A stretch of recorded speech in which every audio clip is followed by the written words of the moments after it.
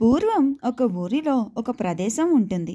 ఆ ప్రదేశం మొత్తం ఎప్పుడూ చాలామంది వ్యక్తులతో, ప్రజలతో నిండి ఉంటుంది.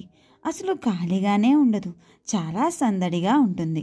ఆ ప్రదేశంలో కొన్ని అపార్ట్మెంట్స్ ఉంటాయి. ఆ అపార్ట్మెంట్స్లో ప్రజలు చాలా సంతోషంగా కలిసిమెలిసి ఉండేవారు.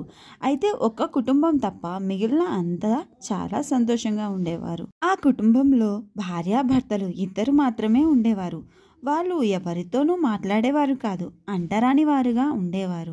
ఎవరితోనూ కలిసేవారు కాదు.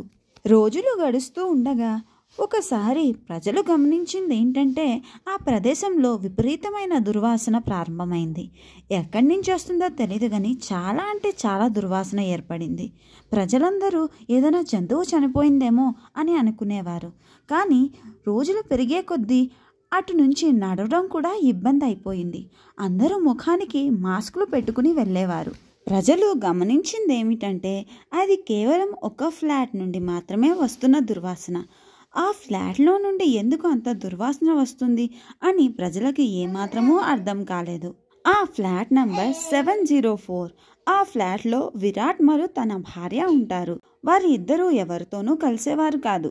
అక్కడ నివసించే వారిలో పెద్దవాళ్ళు అందరూ కలిసి విరాట్తో మాట్లాడదామని తన ఇంటి దగ్గరకు వెళ్ళి తలుపు కొడుతూ ఉంటారు. కానీ తను తలుపు తీయడు. చాలా రోజుల తర్వాత అందరికీ అర్థమైన విషయం ఏమిటంటే, తన భార్య కూడా ఈ మధ్య అసలు కనిపించడం లేదు. ఏదైనా జరిగే ఉంటుందా అని అక్కడ ప్రజలందరూ భయపడ్డారు. ముందుగానే మనము ఏ విషయము అనేది నిర్ణయం తీసుకోకూడదు. ఒకసారి విరాట్తో మాట్లాడదాం అని విరాట్ యొక్క తలుపులు మళ్ళీ బాదడం మొదలుపెట్టారు. విరాట్ తలుపు తీసి, ఏంటి, ఏమైంది మీకు, ఎందుకు నా తలుపులు బాదుతున్నారు అని కోపంగా అంటాడు. అప్పుడు అక్కడ ఉన్న వాళ్ళందరూ, ఏంటి నీ గదిలో నుంచి అంత బ్యాడ్ స్మెల్ వస్తుంది, ఆ ఇల్లు కొంచెం శుభ్రం చేసుకో అని అంటారు. దాంతో విరాట్, నేను పనికి వెళ్తున్నా, మా ఆవిడ ఊర్లో లేదు, నేను ఇంటిని శుభ్రం చేసేస్తాను, మీరు ఏమనుకోవద్దు అని అక్కడి నుంచి వెళ్ళిపోతాడు.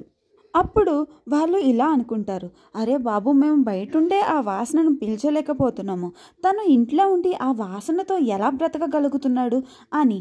తర్వాత కొన్ని రోజులకు ఆ దుర్వాసన ఇంకా పెరిగిపోతుంది.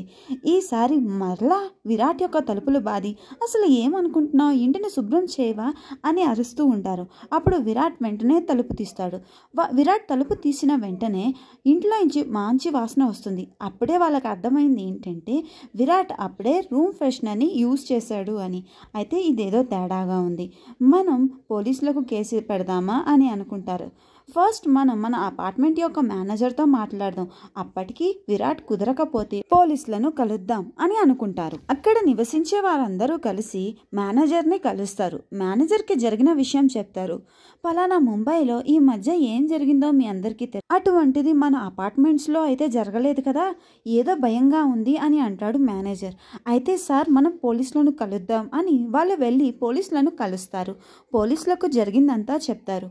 అప్పుడు పోలీసులు సర్చ్ వారెంట్ని తీసుకుని విరాట్ లేని సమయంలో తన ఇంటి తలుపులు బద్దల కొట్టి మరీ ఆ ఇంటిని సెర్చ్ చేస్తారు. పోలీసులు తలుపు బద్దల కొట్టిన వెంటనే ముందు హాల్ ఉంటుంది.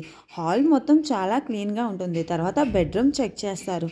బెడ్రూమ్ కూడా క్లీన్గా ఉంటుంది. వాళ్ళు కంగారు పడుతూ వెళ్ళి ఒక్కసారిగా ఫ్రిడ్జ్ తలుపులు తీస్తారు. ఫ్రిడ్జ్ కూడా బాగానే ఉంటుంది. కానీ ఎక్కడ తేడాగా ఉందో పోలీసులకి అర్థం కాదు. కిచెన్లో మాత్రం 3 బకెట్లలో నిండుగా రక్తం ఉంది. తర్వాత మాంసపు ముద్దలు ఉన్నాయి. వాటిని చూసి పోలీసులు ఏదైనా జంతువుది అయి ఉంటుంది అని అనుకున్నారు. కానీ కిచెన్ మూలలో ఒక బకెట్ ఉంటుంది. ఆ బకెట్లో ఒక మనిషి యొక్క కాలు ఉంటుంది. దాంతో పోలీసులకు క్లియర్ అయిపోతుంది, ఇది మనిషి యొక్క రక్తము అండ్ వాటి మాంసం ముక్కలు అని. పోలీసులకు ఇప్పుడు తన భార్య శరీరమేనా అని అనుమానం వస్తుంది. దాంతో పోలీసులు ఇల్లంతా సెర్చ్ చేసి ఇంకా ఏమైనా కనిపిస్తాయేమో అని వెతుకుతారు. గోళ్లపైన రక్తపు చుక్కలు కనిపిస్తాయి. తర్వాత విరాట్ కోసం పోలీసులు వెతుకుతూ ఉండగా విరాటే తన ఇంటికి వస్తూ ఉండటం చూసి పోలీసులు విరాట్ని అరెస్ట్ చేస్తారు. దానితో విరాట్ కంగారు పడుతూ, ఇక్కడ నా పరువు తీయకండి, నేను జరిగింది మొత్తం చెప్తాను అని అంటారు. అప్పుడు పోలీసులు, నువ్వు చెప్పకపోయినా మేము తెలుసుకుంటాం పద అంటూ విరాట్ని కొట్టి మరీ తన స్టేషన్కి తీసుకువెళ్తారు. విరాట్ పోలీసులు ఎదురుగా కూర్చుని ఇలా తన స్టోరీని స్టార్ట్ చేస్తారు. సార్, నా పేరు విరాట్, నేను ఒక కిరాణా దుకాణంలో పనిచేస్తూ ఉండేవాడిని. నా కుటుంబం చాలా చిన్నది. అమ్మ, నాన్న, నేను చాలా సంతోషంగా ఉండేవాళ్ళం. ఒకరోజు యాక్సిడెంట్లో నా తల్లిదండ్రులు చనిపోయారు. తర్వాత నేను కూడా ఆ యాక్సిడెంట్లో చనిపోవాల్సిందే. కానీ నాకు రక్తం చాలా పోవడంతో ఒక వ్యక్తి వచ్చి నాకు రక్తం ఇచ్చారు. ఆ రక్తం ఎక్కించుకున్న కొన్ని రోజులకే నాకు చాలా అనారోగ్యంగా అనిపించింది. తర్వాత నేను బ్లడ్ టెస్ట్లు చేయించుకున్న తర్వాత నాకు క్యాన్సర్ పాజిటివ్ అయింది. ఎందుకంటే నాకు రక్తం ఇచ్చిన వ్యక్తికి క్యాన్సర్ ఉండడం వల్ల అది నాకు సోకింది. దీనితో నాకు ఏం చేయాలో అస్సలు అర్థం కాలేదు. అలాగే పని చేసుకుంటూ ఉండేవాడిని.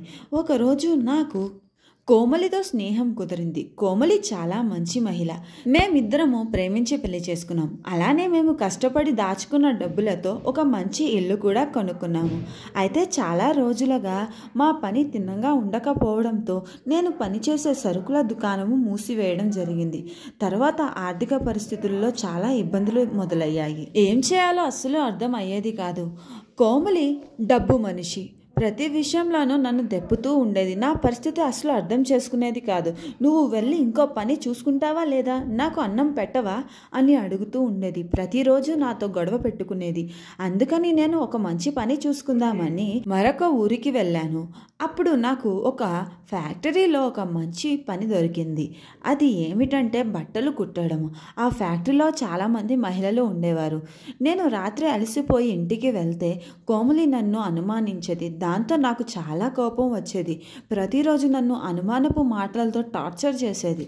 నా ఫోన్ చెక్ చేయడం, కావాలని నాతో గొడవ పడడం చేసేది. నాకు ఏమీ అర్థమయ్యేది కాదు. ఒకరోజు ఫ్యాక్టరీలో ఉండగా నాకు ఫోన్ చేసింది, నువ్వు ఇంటికి వస్తావా లేదా అని.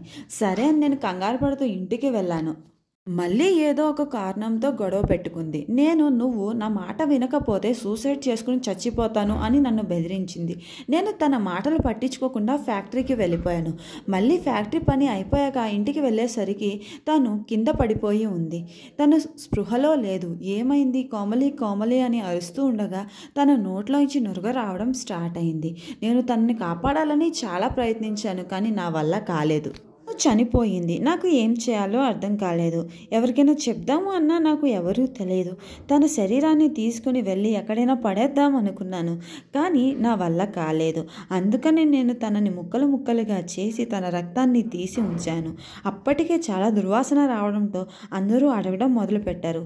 ఏం చేయాలో అర్థం కాక తన శరీరాన్ని ఇంకా చిన్న ముక్కలుగా చేసి మిక్సీ పట్టి దాన్ని బాగా ఫ్రై చేసి కుక్కలకు వేసేసేవాడిని.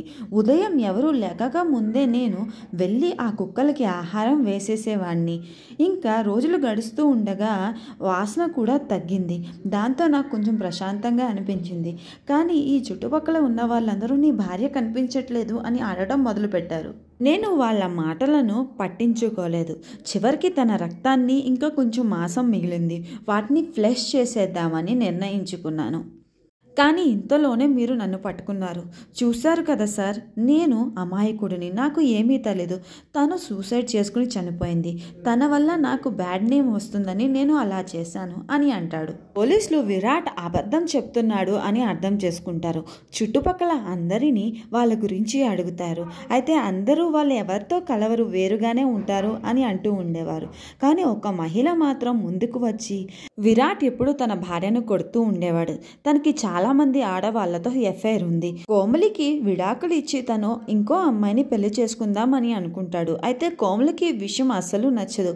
కోమలి అసలు ఊరుకోదు. నన్ను పెళ్లి చేసుకుని మళ్ళీ నన్ను మోసం చేసి ఇంకో అమ్మాయిని ఎలా పెళ్లి చేసుకుంటావు అని అడిగేది. విరాట్ ఇలా అయితే కోమలి నా మాట వినదు అని ప్రతిరోజు వచ్చి కోమలిని కొడుతూ ఉండేవాడు. ప్రతిరోజు అర్ధరాత్రులు ఆ అమ్మాయిలను కలవడానికి విరాట్ వెళ్ళేవాడు. నేను చాలాసార్లు చూశాను. ఒకరోజు నన్ను బెదిరించాడు. ఈ విషయాన్ని ఎవరికైనా చెప్తే నిన్ను చంపేస్తాను అని. అప్పటి నుంచి నేను కోమలితో మాట్లాడడం కూడా తగ్గించేశాను అని అంటుంది. దాంతో పోలీసులు విరాట్ యొక్క కాల్ లిస్ట్ను చెక్ చేస్తే ఒక నెంబర్తో ఎక్కువసార్లు మాట్లాడినట్టుగా తెలుస్తుంది. ఇంతకీ ఆ నెంబర్ ఎవరిది అనుకుంటున్నారా? అది ఒక అమ్మాయిది. విరాట్ ఎవరినైతే పెళ్లి చేసుకోవాలనుకున్నాడో ఆ అమ్మాయిది. ఆ అమ్మాయిని సంప్రదించి పోలీసులు అన్నీ తెలుసుకున్నారు. పోలీసులు విరాట్ దగ్గరికి వెళ్ళి ఇలా అంటారు, నువ్వు ఇంకా దొరికేశావు. మాకు నువ్వు చేసుకోవాలనుకున్న అమ్మాయి షబానా గురించి తెలిసింది. ఇప్పుడు నువ్వు నిజం చెప్పు అని అంటారు. దాంతో విరాట్ భయపడి, అవును నేనే తనని చంపేశాను, నేను తన గొంతు కోసి చంపేశాను, లేదంటే తను నాకు విడాకులు ఇవ్వదంట అని అంటాడు. దాంతో పోలీసులకు చాలా కోపం వస్తుంది. కోర్టులో హాజరుపరిచి తనకి జీవిత ఖైదుని విధిస్తారు. అలానే షబానాకు కూడా కోర్టులో శిక్ష వేస్తారు. అందుకే క్షణికావేశంలో ఏమీ చేయకూడదు, కొంచెం ఆలోచించి నిర్ణయం తీసుకోవాలి అని అంటారు. కథలో ముగ్గురు జీవితాలు నాశనం అయ్యాయి. ఒకమే చనిపోతే మిగిలిన ఇద్దరికి జీవిత ఖైదీ విధించడం జరిగింది. ఎలాగైతే ఏమి కోమలికి న్యాయం అయితే జరిగింది.